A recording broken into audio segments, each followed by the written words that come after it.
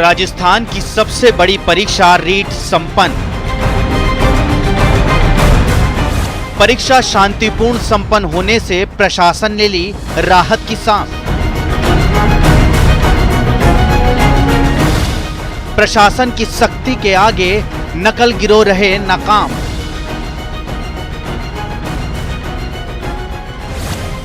आज भी थोड़ी देरी पर रोते बिलखते नजर आए कुछ अभ्यर्थी। यहाँ पे 2:01 पर पहुँच गई थी। रास्ते में बहुत ज्यादा जाम था, इस कारण मैं 1.5 घंटे वहाँ पे फंसी रही। यहाँ पे इतने पुलिसकर्मी वहाँ पे एक भी नहीं था, तो हमारी क्या गलती है इसमें। 5 मिनट लेट आई थी और मैंने एसडीएम साहब से भी खूब गुहार करी कि मेरे को ले लो अभी तक टाइम है। और पुलिस साहब से भी कहा था, सबसे बोला, पर किसने मुझे अंदर जाने नहीं दिया। कई सेंटर्स पर देखने को मिली मनमानी।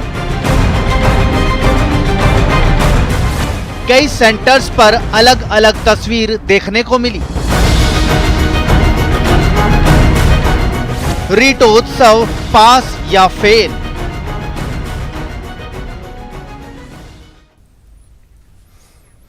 नमस्कार, आप देख रहे हैं न्यूज़ 18 राजस्थान। आपके साथ मैं हूं अभिषेक। राजस्थान की सबसे बड़ी महापरीक्षा रीट संपन्न हो गई। वैसे तो परीक्षा शांतिपूर्ण संपन्न हुई। प्रशासन ने परीक्षा संपन्न होने पर राहत की सांस ली। इस बार प्रशासन की सख्ती के आगे नकल गिरोह पर लगाम भी लगी। नकल और पेपर लीक को रोकने के लिए पुलिस की सेंटर्स के साथ उसके आसपास के एरिया में भी कड़ी नजर रही। उधर कई जगह अभ्यर्थियों को परेशानी का भी सामना करना पड़ा है। कहीं देरी होने पर डांट फटकार भी दिखी, तो कई जगह नियत समय पर नहीं पहुंचने की वजह से परीक्षा केंद्र पहुंचे परीक्षार्थियों को परीक्षा केंद्र अधीक्षक के द्वारा अंदर प्रवेश नहीं दिया गया। चर्चा आज इसी मुद्दे पर कि क्या रीटोत्सव पास या फेल।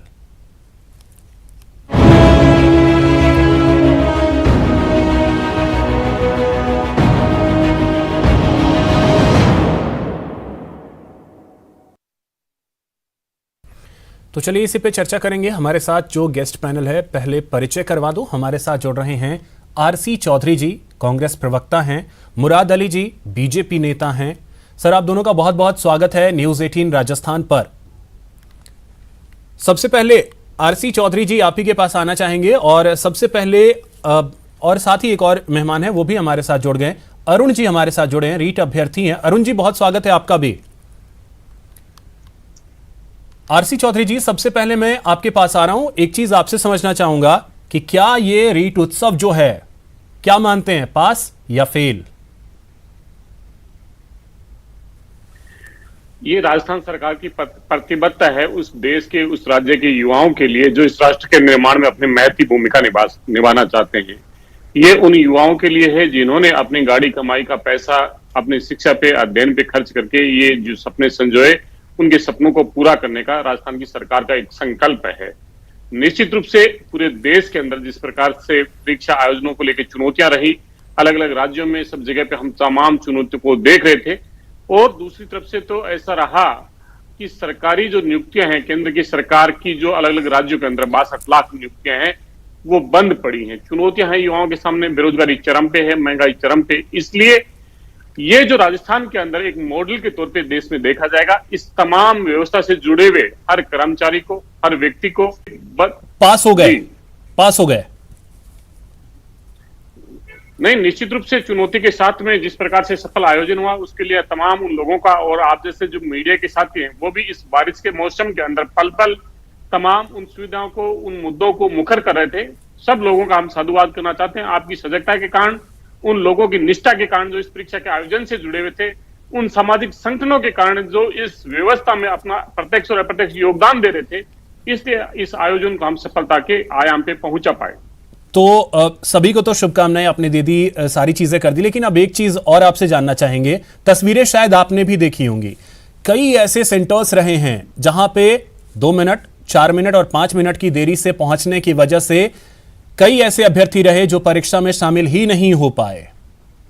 उन अभ्यर्थियों को क्या कहेंगे?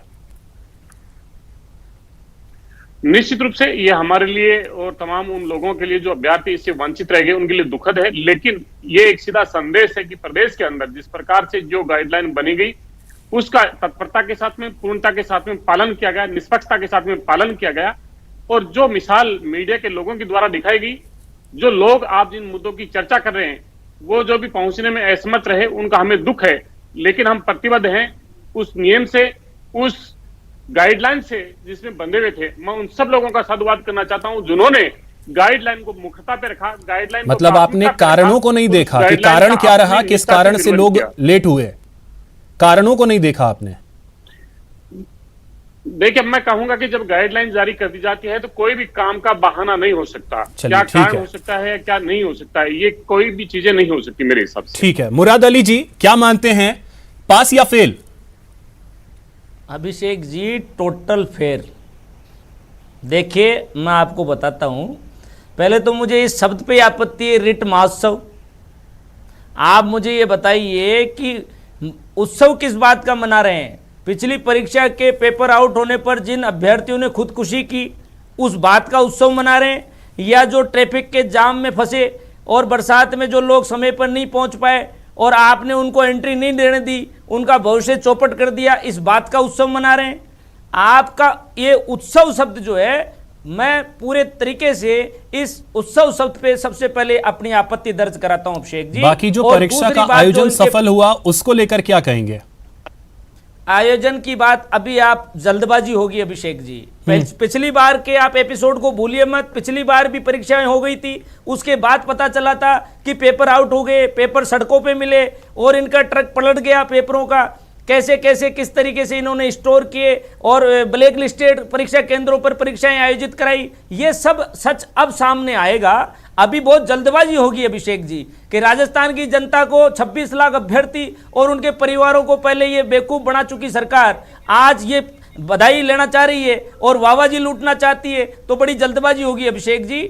और आज जिस तरीके से हालात देखने को मिले, आपके मीडिया कर्मियों के माध्यम से समाचार आए कि कई परीक्षार्थी कई केंद्रों पे सिर्फ 2 मिनट लेट हुए और उसके बावजूद उन्हें एंट्री नहीं दी गई, जबकि कलेक्टर साहब ने भी मौके की कह दिया गया था कि अगर इस तरीके से कोई जाम में फंस जाता है तो उसे एंट्री दी जाएगी। ये गाइडलाइन में एक छूट भी थी, लेकिन कई केंद्रों पर यह आदेश नहीं पहुंचा।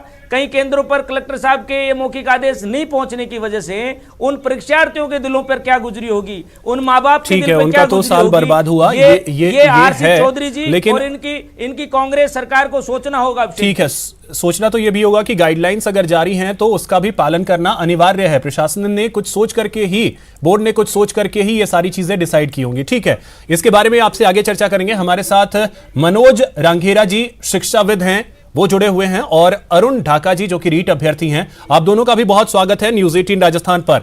अरुण जी, सबसे पहले मैं एक चीज आपसे जानना चाहूंगा, 2 दिनों की 4 पारियों में जो ये परीक्षा हुई है, इस परीक्षा को किस तरीके से देखते हैं? क्या इसमें प्रशासन, सरकार, बोर्ड सब पास है या फेल? देखिए, बिल्कुल बोर्ड और प्रशासन बिल्कुल पास है। देखो, इसमें राजनीति नहीं करनी चाहिए। 1 साल लेट हुई है भर्ती, अब 15 लाख बच्चों का पात्रता परीक्षा आज संपन्न हो गई है।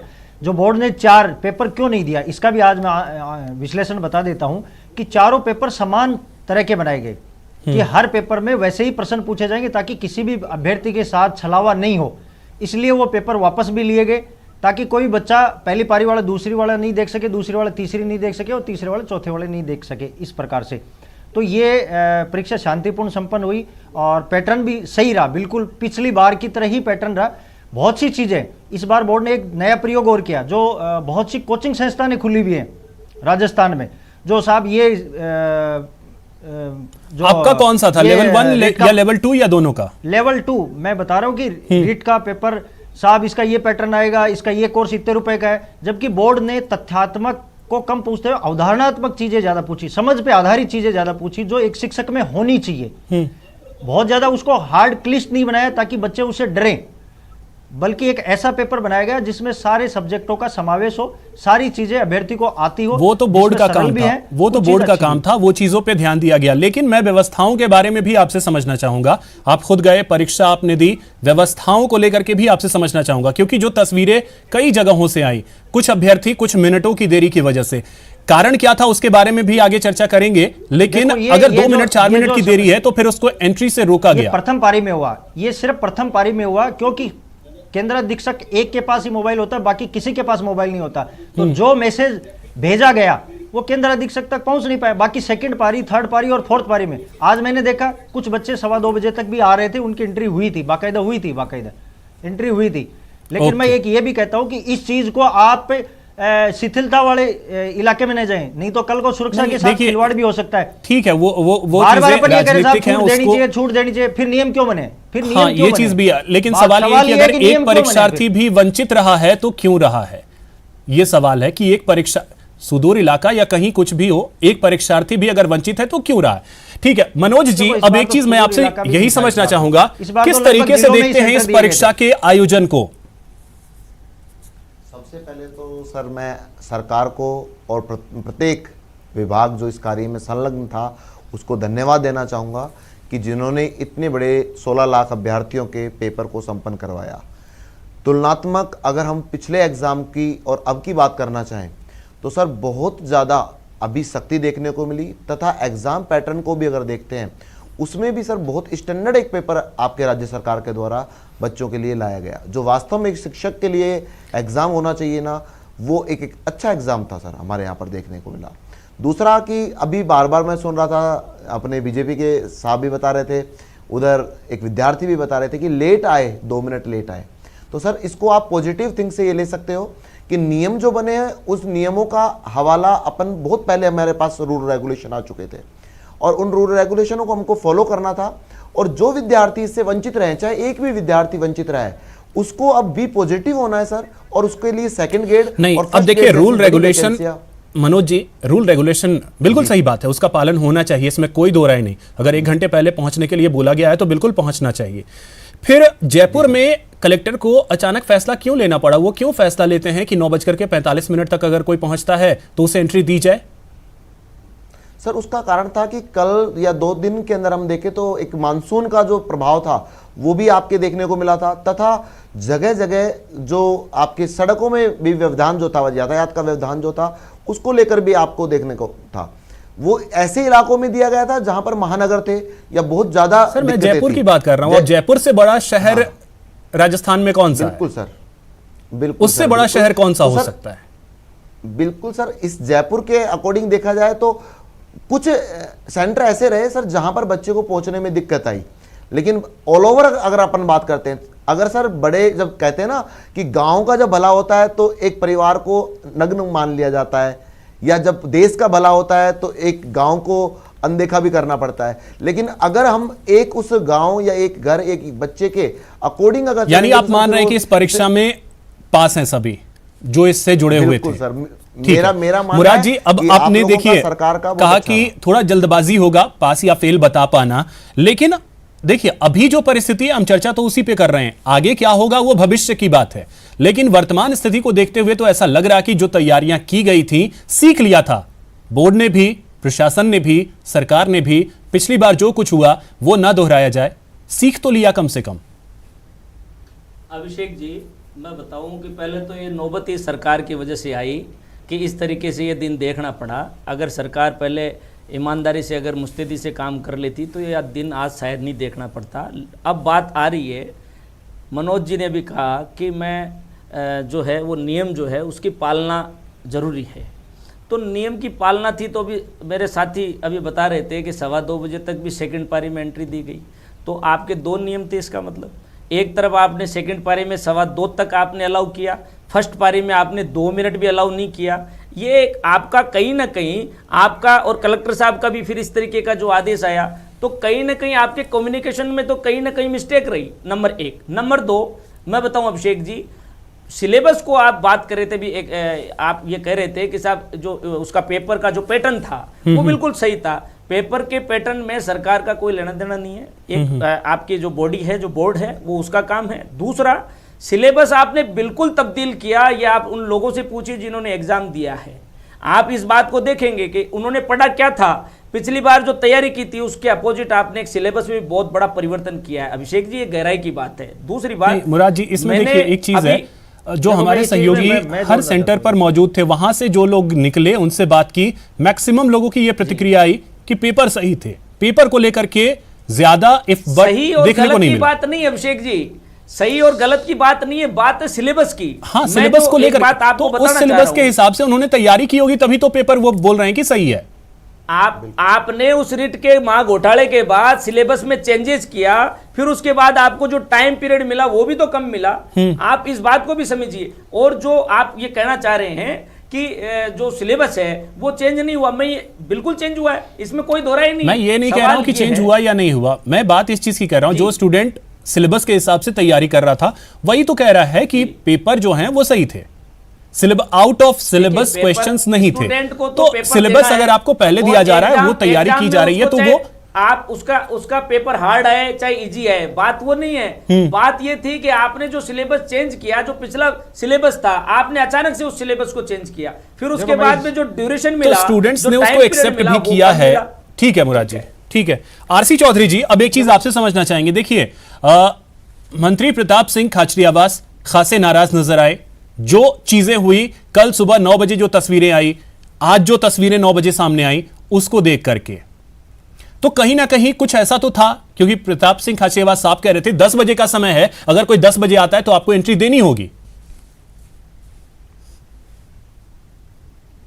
अभिषेक जी, मैं एक चीज कहना चाहूंगा कि बीजेपी के जो प्रवक्ता हैं, बीजेपी के जो साथी हैं, एक बात बोल रहे थे कि उत्सव किस चीज का। ये उत्सव था राजस्थान के उन 16 लाख अभ्यर्थियों का, उन युवाओं की आशाओं का, उनकी आकांक्षाओं का, जो राज्य सरकार से थी। इस चीज का उत्साह था। अगर भारतीय जनता पार्टी के नेता और प्रवक्ता ये चाहते हैं कि राजस्थान के युवा और देश के युवा हताशा और निराशा में जीवन जिए, जैसी उनकी भाषा है, और बीजेपी के लोगों का तो यही ध्येय है कि ना रहेगा बांस, ना बजेगी बांसुरी, ना होगी भर्तियां और ना होगी जिम्मेदारियां। इसलिए ऐसे हताश और निराश लोगों के ऐसे ही जवाब आएंगे। एक चीज तो मैं ये कहना चाहूंगा। ठीक है। दूसरा, भारतीय जनता पार्टी के मोदी साथी के पास में एक भी ऐसा मॉडल नहीं है जो पूरे देश के अंदर एक मॉडल के तौर पर नजीर पेश कर सके। ये वही लोग हैं, जब हम विधानसभा के अंदर सख्त नकल विरोधी कानून लेके आ रहे थे, तब इनके विधायक वहां से ट्वीट कर गए थे और वहां पे मत के अंदर वहां पे भाग नहीं लिया। उन्होंने कहा ऐसे सख्त कानून की कोई जरूरत नहीं। इसलिए आरसी चौधरी जी, आपने मेरे सवाल का जवाब नहीं दिया। जो राजस्थान के युवाओं की आशा और आकांक्षाओं के उत्सव पे निराशा प्रकट करता हो, ये भारतीय जनता पार्टी की सोच है और उनका ध्येय नहीं, लेकिन आरसी चौधरी जी, आपने मेरे सवाल का जवाब नहीं दिया। यहाँ पे रीट के अभ्यर्थी बैठे हैं, यहाँ पे शिक्षाविद बैठे हैं। अभिषेक जी, बोलने का अवसर दीजिए अगर आप। बिल्कुल बिल्कुल लेता हूँ, वरना फिर अगर बिल्कुल आप ही बोल रहे हैं, जहाँ पे ना आप मेरे को सुन पाएंगे ना मैं आपको सुन पाऊंगा। प्रताप सिंह जी हो या कोई भी व्यक्ति हो, वो हर व्यक्ति ये चाहता है कि गाइडलाइन की पालना हो, कानून का शासन हो। अगर गाइडलाइन जारी की गई, उसकी पालना की गई, तो मैं बार बार ये कहूंगा कि हम उसके लिए साधुवाद देना चाहते हैं। ये कोई अचानक गाइडलाइन जारी नहीं की गई, गाइडलाइन पहले से जारी की गई थी। ये बातें कही गई थी कि कैसे कपड़े हो, क्या जूते पहन। ठीक है आरसी चौधरी जी, अब एक दो चीजें जरा सा, अब मेरी भी बात आप सुन लीजिएगा जरा सा। आरसी चौधरी साहब, उनके साथ में किसी भी हालत में समझौता नहीं कर सकते। नहीं आरसी चौधरी जी, ठीक है, एक मिनट।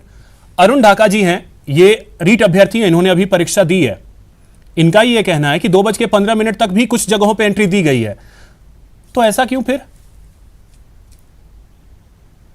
मैं ये कहना चाहूंगा कि अगर कहीं पे किसी मौसम के कारण, यहाँ पे प्रदेश स्तर पे एक मॉनिटरिंग कमेटी है जिसके अंदर सीएस है, डीजीपी है और एसीएस एजुकेशन है।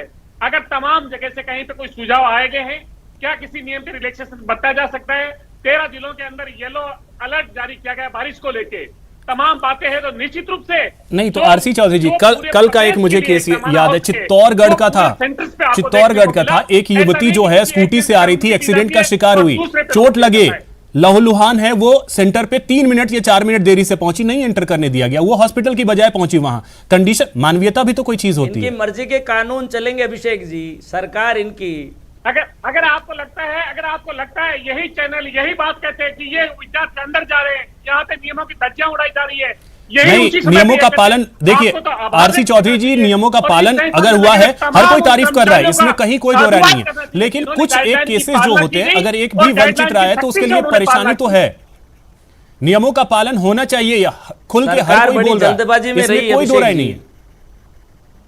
नियमों का पालन होना चाहिए। फिर किस लिए मातम, किस लिए नहीं? इस वजह से क्योंकि 2:15 तक अगर कोई, हर व्यक्ति के लिए सीधा मैसेज है कि समय की पाबंदी है, समय से पहले पहुंचा जाए। तो इसीलिए तो पूछ रहा हूं, प्रताप सिंह खाचरियावास कैबिनेट के मंत्री हैं, वो खुद बोल रहे हैं। रख के चले। आरसी चौधरी जी कैबिनेट के मंत्री हैं प्रताप सिंह खाचरियावास, आपने उनके बयान को भी सुना होगा, आज फिर उन्होंने बोला मदद की गई, वहां पे अभ्यर्थियों का फ्री ट्रांसपोर्टेशन था। देश के किसी भी राज्य में अगर विद्यार्थी को रोडवेज के द्वारा और मेट्रो के द्वारा फ्री की अगर कहीं भी व्यवस्था हो तो बताइए। ये राजस्थान की पहली संवेदनशील सरकार है जो इस प्रदेश और देश के युवाओं के लिए प्रतिबद्ध है। उनके देखिए, प्रताप सिंह खाचरियावास कैबिनेट मंत्री है, वो खुद इस बात को लेकर के बोल रहे हैं कि कहीं कहीं चीजें हैं जो मानवीयता के हिसाब से देखना पड़ता है। ठीक है, अब एक चीज मनोज जी मैं आपसे समझना चाहूंगा। देखिए, सारी चीजें सही है, ये बात बिल्कुल सही है कि गाइडलाइंस का पालन होना चाहिए किसी भी सूरत में। गाइडलाइंस पहले दी गई थी, ये भी सही बात है, लेकिन मानवीयता भी एक चीज है। मौसम का जिक्र आपने खुद किया, अभी देखिए अरुण जी कह रहे हैं कि 2:15 तक भी एंट्री दी गई, तो फिर ऐसा कुछ तो आपको देखना पड़ेगा, क्योंकि एक बच्चा जो कंटिन्यू मेहनत कर रहा है उसके करियर का सवाल है, उसका समय बर्बाद होगा। बिल्कुल सर, आपकी बात से मैं सहमत हूं, लेकिन सर क्या होता है कि जैसे ही कोई गाइडलाइन जारी कर दी जाती है तो प्रशासन के अंदर जो भी व्यक्ति कार्य कर रहा होता है, चाहे वो एग्जामिनर हो या जिसको भी जिम्मेदारी दी गई है, फर्स्ट ग्रेड सेकंड ग्रेड जो भी व्यक्ति हो, उसको भी एक भय रहता है सर, उसको एक डर रहता है कि अगर मैंने नियमों को में शिथिलता की तो कहीं मुझे दिक्कत पैदा ना हो जाए। तो इसको लेकर फर्स्ट पारी में, जैसा कि अभी विद्यार्थी बता रहे थे कि फर्स्ट पारी में ऐसा देखने को मिला सर, उसके बाद उसमें क्या हुआ, परिवर्तन आया, चेंज आया, और थोड़ा सा मानवता को भी ध्यान रखते हुए प्रशासनिक लोगों ने भी उसके अंदर शिथिलताएं की। क्या होता है सर, कुछ नियम पहले बना दिए जाते हैं और नियमों के बाद जब परिस्थिति से तस्वीर आई, एक दिव्यांग महिला थी, युवती थी, उसे गोद में लेकर के उसके परिजन आए, 2 से 4 मिनट की देरी है। बिल्कुल सर, तो ये चीजें तो आपको केयर करनी पड़ेंगी ना। बिल्कुल सर, सरकार है इसमें क्या होता है सर, जब प्रारंभ में जब नियम बनाए जाते हैं ना तो पूरा प्रशासन उन नियमों को फॉलो करता है, लेकिन परिस्थितिवश कई बार ऐसा हो जाता है, कई बार परिस्थितिवश कई जगह स्थिरता भी देनी पड़ती है, उसको भी थोड़ा सा आपको राजस्थान को बेरोजगारी में नंबर 1 ले जाने वाले लोग किस मुंह से उत्सव मनाने की हिम्मत दिखा रहे हैं। मुराद अली जी, राजस्थान को भ्रष्टाचार में नंबर 1 लेके चले गए आप, बलात्कार में नंबर 1 लेके चले गए आप, बेरोजगारी में नंबर 1 लेके चले गए आप। सर कम से कम शोक सभा तो मना लेते हैं खुदकुशी करने वाले अभ्यर्थियों। आज का मुद्दा उत्सव से पहले श्रद्धांजलि दे रहे थे, केवल है ना, आप उन 26 लाख युवाओं में से खुदकुशी करने वाले। ठीक है मुराद जी और आरसी चौधरी जी और मनोज जी, ठीक है, अब एक जल्दी से कमेंट में आखिरी कमेंट अरुण जी मैं आपसे लेना चाहूंगा, परीक्षा कैसी रही? देखो, परीक्षा बहुत अच्छी रही और मैं दोनों पार्टियों से निवेदन करना चाहता हूं, और विशेषतः बीजेपी से भी, क्योंकि अब आगे आने वाले समय में second grade, first grade, LDC, नई पटवारी भर्ती, सारी भर्ती आने वाली है, तो सारी पार्टियां एक साथ जुड़कर अभ्यर्थियों का साथ दें, किसी चीज में अड़ंगा न डलाएं। जो चीज अच्छी हो रही है या जो अच्छी हो सकती है उसमें सुधारात्मक कार्य के प्रयास करें और सुझाव दें। अब मैं यही निवेदन करना चाहता हूं कि पिछली बार की तरह जल्द से जल्द इसकी आंसर की जारी करके और रिजल्ट जारी किया जाए, क्योंकि पहले ये भर्ती 1.5 साल लेट हो चुकी है। अब अभ्यर्थी दोबारा लेट नहीं करना चाहते, क्योंकि इसका बिल्कुल इसमें जो कोई अभ्यर्थी चरण है वो भी जनवरी में होने वाला है और बोर्ड ने स्पष्ट कह दिया है। मेरे पास बहुत शुक्रिया मुराद जी, आरसी चौधरी जी, अरुण जी और मनोज जी, आप सभी का हमारे साथ जुड़ने के लिए, इस चर्चा में शामिल होने के लिए। फिलहाल इतना ही, नमस्कार।